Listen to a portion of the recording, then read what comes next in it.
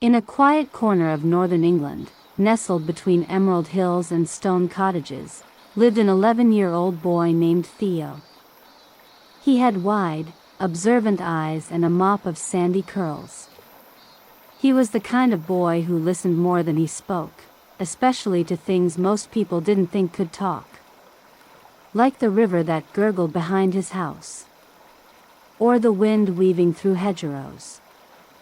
Or the tree in the meadow, the whispering oak. Theo first heard the tree speak on a dusky spring evening when clouds painted lavender across the sky. Theo, came a gentle voice, old and deep as the soil. The world needs you. He blinked, mouth ajar. Was that? Yes, the tree replied, rustling its ancient leaves. You can hear me now. That means you're ready. The boy stepped closer, placing a cautious hand on the bark. It felt warm, like sunlit stone. Ready for what? He whispered. To save the stories, said the tree. The stories nature has hidden across the world. The winds in the Andes. The songs under coral reefs. The firefly dances of the Congo. They are vanishing. Forgotten. Theo frowned. But I'm just a kid. The tree chuckled, a sound like leaves caught in laughter. Precisely. You haven't forgotten how to wonder. The next morning, Theo couldn't stop thinking about the conversation. That same day, something else strange happened. A raven with a silver-feathered chest appeared on his windowsill. It stared at him knowingly, then dropped a small scroll onto the sill. Unfurling it, Theo found a map, crudely drawn, yet pulsing faintly with color. Places he had only seen in books shimmered: the Amazon rainforest, the Himalayas, Madagascar, and more. And in the center, one word: begin. Was this you? Theo asked the raven. The bird bobbed its head and croaked, find the heart of nature. Later that week, after a difficult talk with his widowed mother who could see how serious he was, Theo was allowed to go, accompanied by his older cousin Amara, a 17-year-old environmental science student home from university. Amara was skeptical of talking trees but trusted Theo's instincts. With maps, camping gear, and passports, they set off on a journey that would change their lives, and maybe the world. Their first stop was Brazil, home of the Amazon rainforest, the lungs of the earth. As their plane descended into Manaus, Amara looked out the window and whispered, "It goes on forever." Theo pressed his face to the glass. The jungle was a sea of green, undulating like waves. But deep beneath the canopy, something was calling. At the airport, they were met by a wiry, suntanned man with a wide smile and a jaguar tooth necklace. "I am Nilo," he said, taking off his straw hat with a small bow. "The oak told me you'd come." Amara blinked. "Wait, what oak?" Theo grinned. "The Whispering Oak. You've heard of it?" "Oh yes," said Nilo. "Many names, many tongues. Same wisdom. The forest speaks too, but it's trickier. You must listen not with ears, but with your bones." That night, they traveled by boat deep into the Amazon. Fireflies lit their path like stars brought to earth. Frogs sang lullabies. Theo felt the forest was breathing, alive and aware. They reached a small riverside village where people still lived in harmony with the land. There, Nilo brought them to a ceiba tree taller than any building Theo had ever seen. Its roots curled like sleeping serpents. "This," Nilo said, "is the city of roots. The elders say its roots stretch to every tree in the rainforest, and beyond. It holds the memory of the forest." Theo placed his hand on the bark. A warm pulse ran up his arm. Suddenly, his vision swirled. He saw memories, tribes dancing beneath the moon, jaguars prowling under starlight, rivers weaving silver paths. Then, fire. Chainsaws. Silenced as he gasped and stumbled back, the tree showed me what's being lost, he said shakily. Amara took his hand. Then we need to find a way to protect it. Nilo nodded solemnly. The tree chose you for that reason. But to protect, you must first understand. And to understand, you must travel farther. Before they left, the village shaman gave Theo a carved wooden pendant shaped like a leaf. The forest sees you, she said. Carry its breath with you. As they boarded their next boat, heading toward Peru and the Andes, Theo looked back. The ceiba tree shimmered under the moon, as if nodding farewell. The cold air of the Andes was a sharp contrast to the humid breath of the rainforest.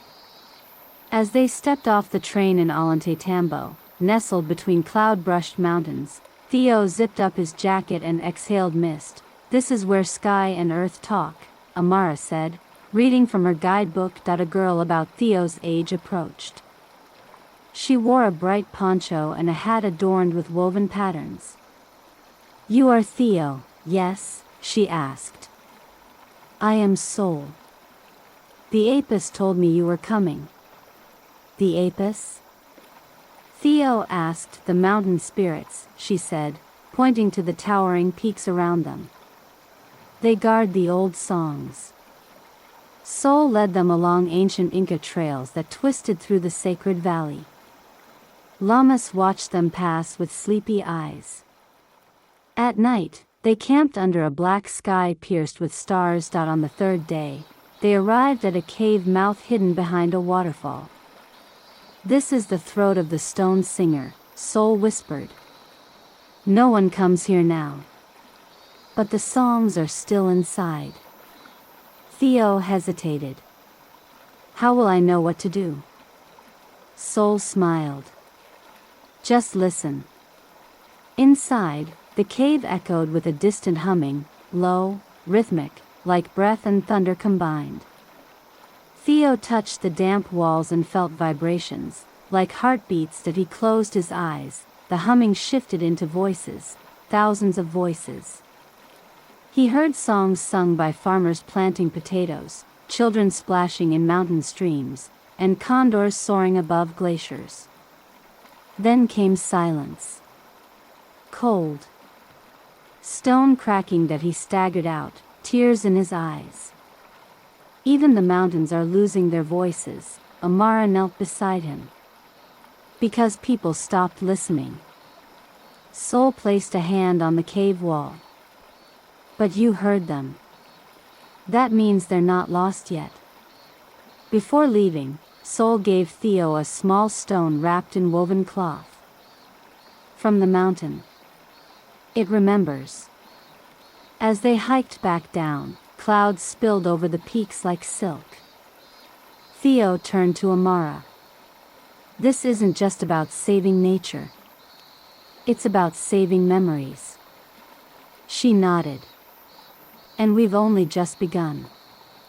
Next stop, the vast red sands of the Namib Desert in Africa.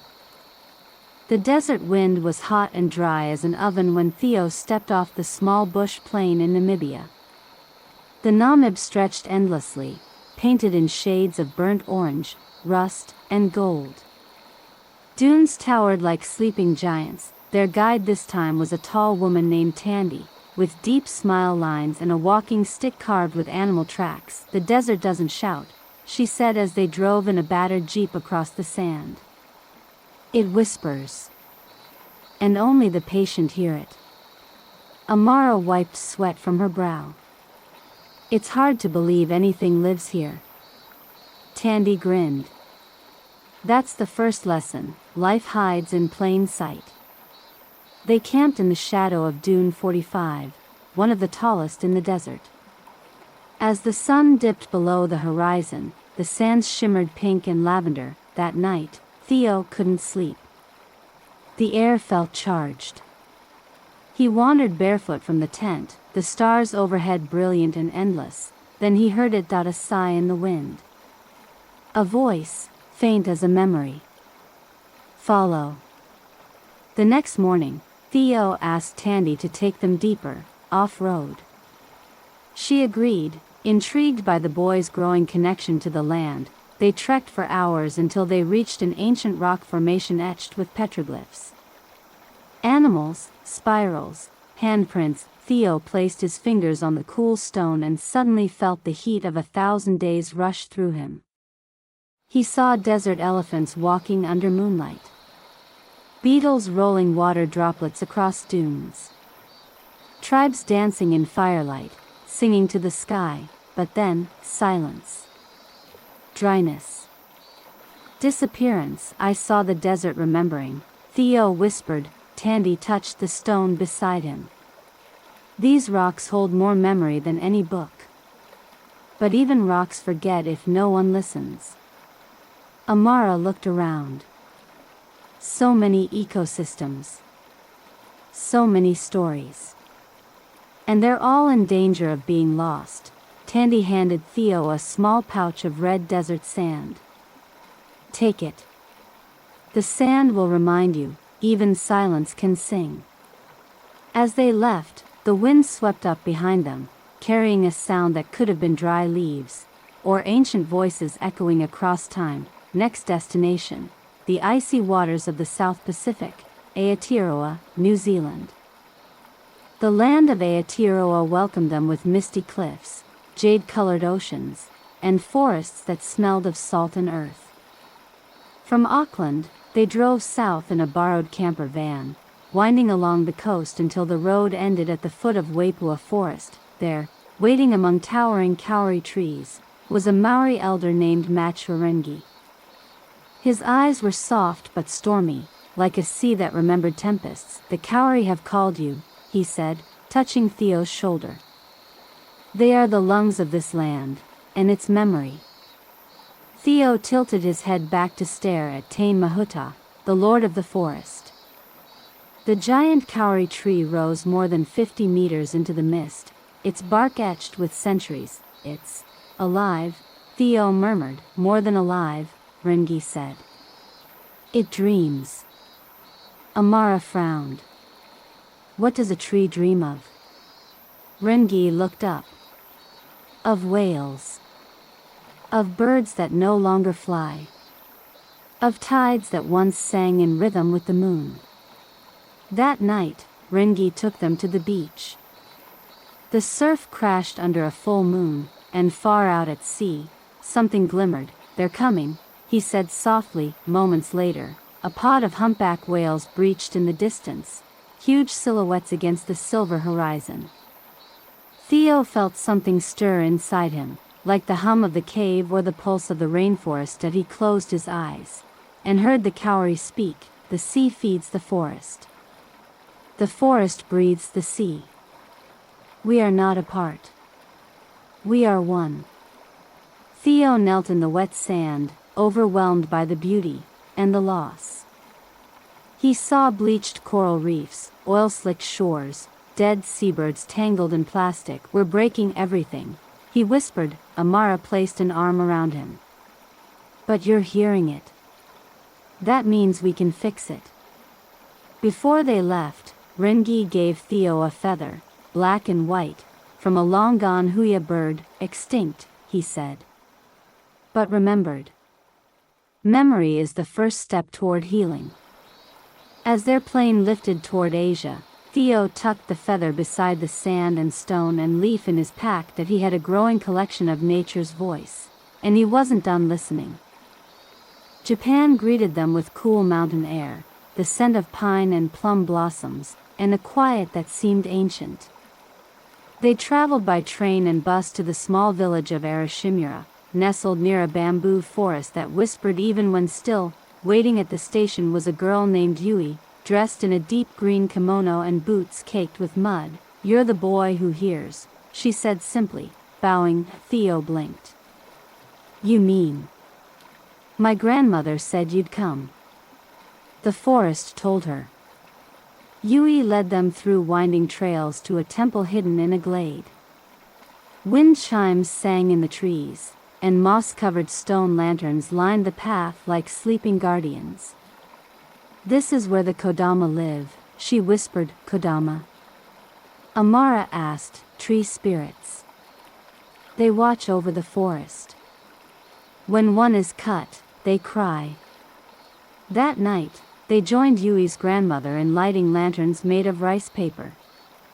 Each one carried a wish, a prayer, or a memory. Theo's lantern read, "Let the trees speak again." The bamboo grove came alive under the moonlight.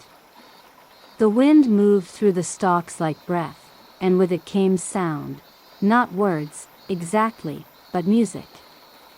Gentle, mournful, eternal. Theo closed his eyes and felt himself drift. He saw petals falling on still ponds, cranes taking flight, forests burning in silence. He heard a lullaby, centuries old, sung by a woman planting rice. When he opened his eyes, a single bamboo stalk near him was glowing faintly. He reached out and placed his palm against it. "We forget," the bamboo said in a voice like flutes. "But we wait to be remembered."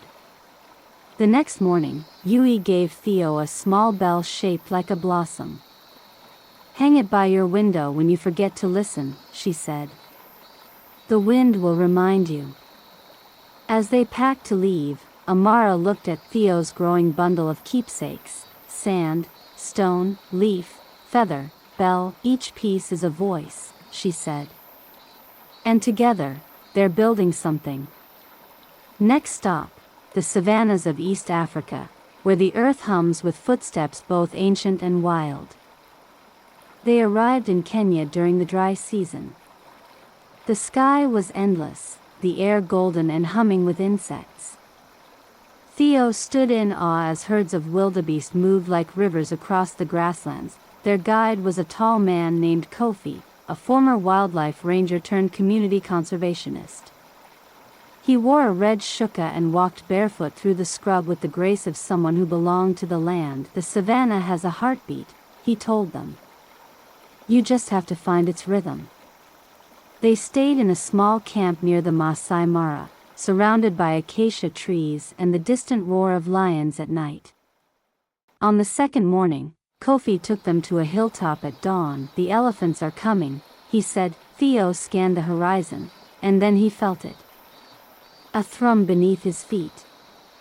The earth pulsing like a drum. Within minutes, a family of elephants appeared from the dust.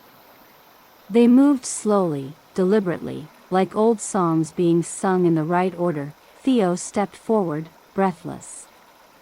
One young elephant lifted its trunk toward him and trumpeted softly. He placed his hand on the ground and closed his eyes. The pulse grew louder. He saw generations of elephants crossing the plains, their memories guiding them. He saw droughts, poaching, and fences cutting ancient paths. And yet, the pulse never stopped. It persisted. "They remember," Theo said aloud. Kofi nodded. "Better than we do. They carry maps in their bones." Amara, her voice low, said, "How many stories are buried in these footprints?" "Too many," Kofi said. "But not lost. Not if we walk beside them." Before they left, Kofi handed Theo a bead bracelet, the colors arranged in a Maasai pattern. "Each color is part of a story. Yours is still being woven."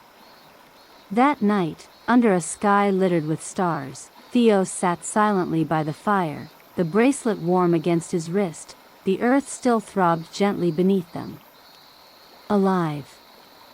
Listening. "Where to next?"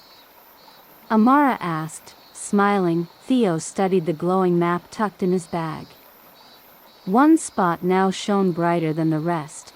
"Green, wild, remote. Borneo," he said. "The jungle is calling." They flew into Sabah, Malaysian Borneo, where thick green jungles climbed steep hillsides and clouds floated through the trees like ghosts. The air was dense, wet, and heavy with the scent of moss and orchids. Their guide was a woman named Dr. Ana, a biologist with a quick laugh and dirt permanently under her fingernails. She greeted them in boots and a leaf-patterned scarf, her backpack brimming with field notebooks. "You've been listening to the world," she said, shaking Theo's hand. "Now you'll hear the jungle breathe." They hiked into the Danum Valley, a place so alive it seemed to pulse. Every inch was filled with movement, gibbons swinging overhead, cicadas shrieking, frogs croaking in camouflage. Vines hung like ropes from trees as tall as cathedrals. A canopy platform strung between trees. Theo stood still, listening. The rainforest exhaled, long, slow, and deep. "It's like the whole forest is breathing," he whispered. Doctor Ana nodded. "It breathes in carbon, breathes out life. Even the fungi below our feet are part of it." At night, a storm rolled in. Rain slammed the leaves like applause. Theo couldn't sleep, so he stepped outside the hut and felt the warm rain soak his skin. Lightning lit up the canopy. That's when he saw it. A shadow swinging through the trees, an orangutan, massive and silent, pausing to watch him. Their eyes met. Theo felt something pass between them. A question? A memory? A warning? He pressed a hand to the trunk beside him. The tree trembled, no wind, just energy. A voice rose through the bark. "We are older than cities, wiser than roads. But we are vanishing." The next day, Theo told Dr. Ana what he'd felt. She wasn't surprised. The Dayak people say the trees speak to those who listen. Not in words, in weight. Before they left, she gave Theo a dried seed pod from a dipterocarp tree. "It falls once every few years," she said. "When it does, the forest listens. And grows." Back at their guest house, Amara added the pod to Theo's collection. "You're carrying a world in that pack." Theo looked out toward the jungle one last time. "And the world is carrying us." Next up, the frozen silence of the Arctic Circle. They flew north, far north, past forests, then tundra, until the land turned white and the sky stretched pale and endless. Theo pressed his face against the frost-rimmed window of the bush plane as it descended onto a frozen inlet in Svalbard, Norway. "There's nothing here," he whispered. Amara shook her head. "No. There's everything." Waiting on the ice was Inga, a Sami researcher wrapped in furs, her sled dogs panting in the cold. She greeted them with a nod. "This place teaches in silence," she said. "But listen carefully, it shouts when it must." The sled ride across the tundra was breathless. Flat, blinding whiteness in every direction, the only sound the hiss of snow beneath the runners and the occasional bark from the dogs. They camped in the lee of an ice ridge. That night, Theo woke to a thunderous crack. He scrambled outside and saw a glacier calving, an enormous slab of ice collapsing into the sea, sending up a mist of snow and salt. "It's breaking," he said, heart pounding. Inga joined him, gazing solemnly at the shifting wall of ice. "The earth is trying to hold together. But the fever climbs." Theo walked alone to the edge of the glacier. As he laid his hand against the frozen blue wall, he heard nothing. Not a voice. Not a song. Just stillness, then, slowly, pressure. Like a weight pressing in on all sides. A breath held too long. "The silence is full," Theo whispered. Visions flickered. Polar bears stranded on melting ice, fish vanishing from warming seas, blizzards coming too late, too warm. "The ice remembers cold," said the glacier, the voice slow and deep. "But the warmth is coming too fast." Back at camp, Inga handed Theo a smooth stone of black basalt. carved by time. Once volcanic, now buried in frost. Remember, even fire can be swallowed by silence. Amara added the basalt to his growing bundle: desert sand, kauri feather, bamboo bell, jungle seed pod, and now a shard of cold time. We've heard forests sing, she said. Now we've heard the cold weep. Their next journey, a land of fire and sky, volcanoes and sacred lakes, deep in the heart of Iceland. Steam drifted across the rocky hills of Iceland like wandering spirits.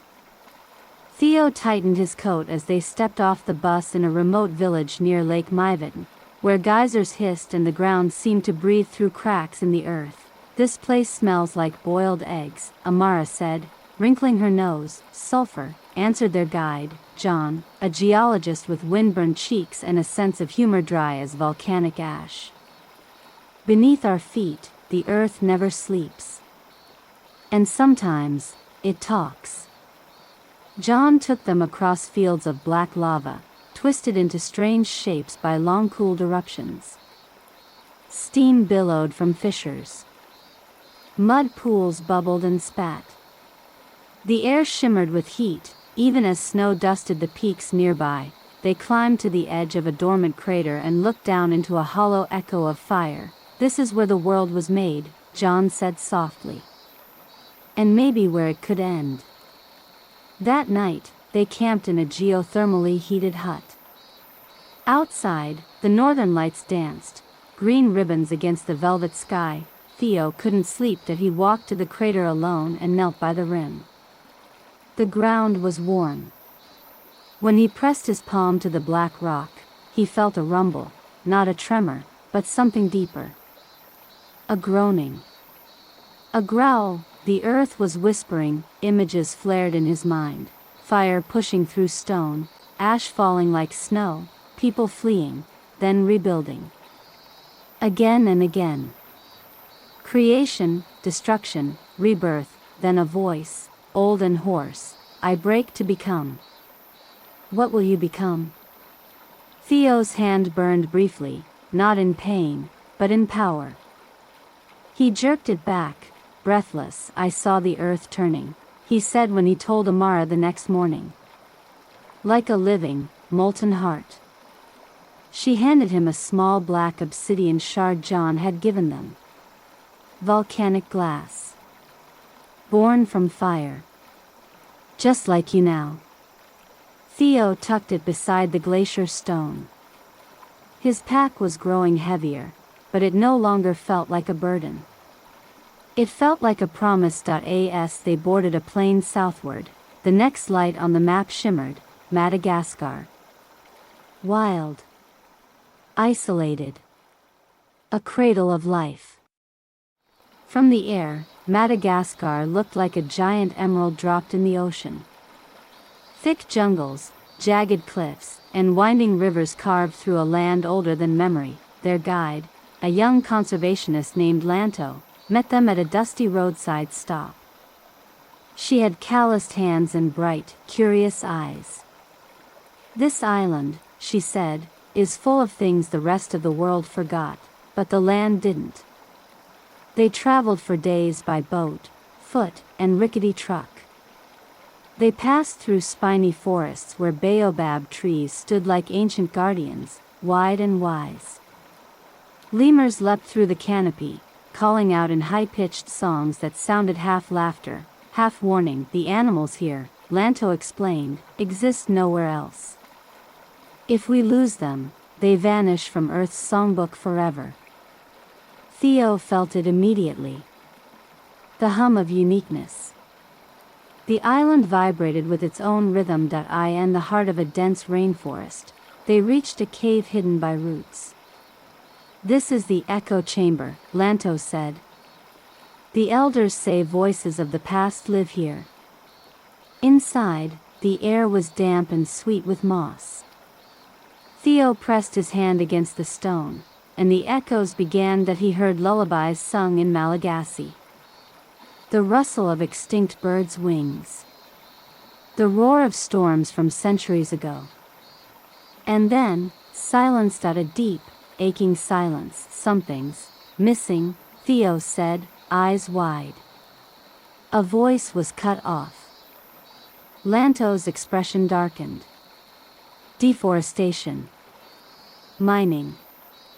Poaching. They steal not just life, but memory. Theo sat on the cave floor and let the silence wrap around him. Then, slowly, he whispered into the air, "We still remember you." A breeze stirred through the cave. The silence shifted. It didn't break, but it bent. And in that bend was hope. When they left, Lanto gave Theo a tiny carving, a lemur made of zebu horn. From a craftsman who still carves the old way. Made from what nature offers, not what it's forced to give. As the sun dipped below the horizon, Theo glanced back at the forest. This island, he said to Amara, doesn't just echo. It pleads. She nodded. And we're listening. Next, they'd travel to a place where light dances on water, deep beneath the sea, Australia's Great Barrier Reef. Australia's sun beat down as Theo and Amara stepped off the boat into clear, warm waters. The sea stretched endlessly, a kaleidoscope of blue and green. Beneath it, the Great Barrier Reef pulsed with unseen life. Their guide, Kai, was a marine biologist with sun-bleached hair and a deep love for the ocean. This reef, he said, isn't just coral. It's a choir. Every fish, every wave, every shimmer of light adds to the song. Theo adjusted his snorkel and dove in. Below the surface, he was overwhelmed. Coral towers reached up like colorful cities. Schools of fish moved as one, a living brushstroke of silver and gold. A sea turtle glided past like an old storyteller. And somewhere, faintly, Theo heard it, a hum, not from one thing, but from everything that he surfaced, gasping. It's singing. Kai smiled. Yes. But the song's changing. On their second dive, deeper now, the colors began to fade. Bleached coral ghosted through the reef like bone. The water felt colder, emptier. Theo floated in the stillness, placing his hand on a pale coral head that a voice bubbled up, not spoken, but sung. A lullaby full of longing. We bloom, we shine, we fade. But we are meant to last. Images flooded his mind, once flourishing reefs reduced to silence. Trawlers dragging heavy nets. Plastic drifting like invaders. Then, a flicker of hope, a diver planting new coral, a child cleaning a beach, the reef responding. Back on the boat, Theo was quiet. Some of it's gone, he said. But not all. The reef wants to recover. It just needs time, Kai replied. And help. He handed Theo a fragment of broken coral, pale pink but still alive. This piece can grow again, if it finds a home. Theo wrapped it gently in cloth, tucking it into his pack. Amara looked at the bundle: leaf, feather, sand, bell, stone, seed, bead, obsidian, carving, and now coral. These aren't just souvenirs, she said. They're voices. Theo nodded. And I think they're starting to speak to each other. The map shimmered again. One final journey before the end, a return to the Whispering Oak, but not in England. In the heart of Europe, a forest was calling. The train curved through hills blanketed in mist as it entered the Carpathian Mountains of Eastern Europe. Dense, moss-draped trees crowded the slopes, their trunks knotted like sleeping giants. This was Bialowieza, one of the last primeval forests in Europe. Theo stepped off the platform and felt it instantly. It's watching, he whispered. It's been watching for centuries, replied their new guide, Anika, a forest historian with bark-colored eyes and a satchel full of maps older than most buildings. It remembers everything. They hiked deep into the woods. The path narrowed. The silence here was not empty, it was listening. The trees leaned close, their bark thick with lichen and memory. Herds of bison moved through the undergrowth with careful grace, and wolves howled from beyond the ridgeline. They reached a clearing where a massive oak tree stood, gnarled and hollow, yet still alive. Anika bowed. "We call her Matkalesu, Mother of the Forest." Theo stepped forward, his fingers brushing her bark. His collection of nature's relics, stone, feather, seed, coral, seemed to stir in his pack. As if recognizing something, the oak spoke. "You have carried the breath of the world," she said, her voice creaking like timber. "Each gift, a cry. Each place, a page. Now bring them together." Theo knelt and laid out the pieces in a circle, the sand of the Namib, the stone from the Andes, the jungle pod from Borneo, the coral from the reef. Each one pulsed faintly, and the wind spun around them like a song uncoiling. Visions flooded Theo's mind, not just of nature suffering, but healing. Coral blooming again. Whales singing freely. Forests regrowing. Rivers running clean. He felt a connection between it all, like nature wasn't many separate places, but one living story. Matkalesu's branches trembled. "You have not only heard the voices," she said. "You've remembered them. That is the beginning of change." Before they left, Anika handed Theo a ring carved from fallen oak. Made by hand. From the wood of trees that still dream. Theo placed it on his finger. It fit perfectly. Next stop, the final journey. The map shimmered one last time, leading them home, to the Whispering Oak in England. The wind was softer now. The air, cooler. As the train rumbled back into the countryside of northern England, Theo stared out the window at the rolling green hills he once thought were just ordinary, but now, every hedge whispered.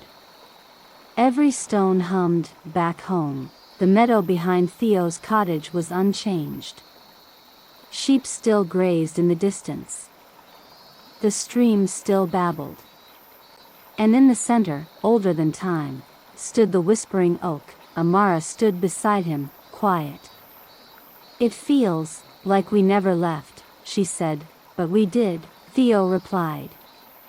And so did the world. The tree rustled gently as they approached, its branches swaying without wind. "You have returned," said the oak, its voice deeper now, layered with all the echoes Theo had gathered. "And you are not the same." Theo knelt and laid out his bundle. The coral, the obsidian shard, the bamboo bell, the jungle seed pod, the bracelet, the feather, the glacier stone, the desert sand, the canyon echo, the oak ring. Each piece pulsed softly with its own light. The ground beneath the tree vibrated. A low hum spread through the earth, and the wind picked up, not harsh, but full of voices.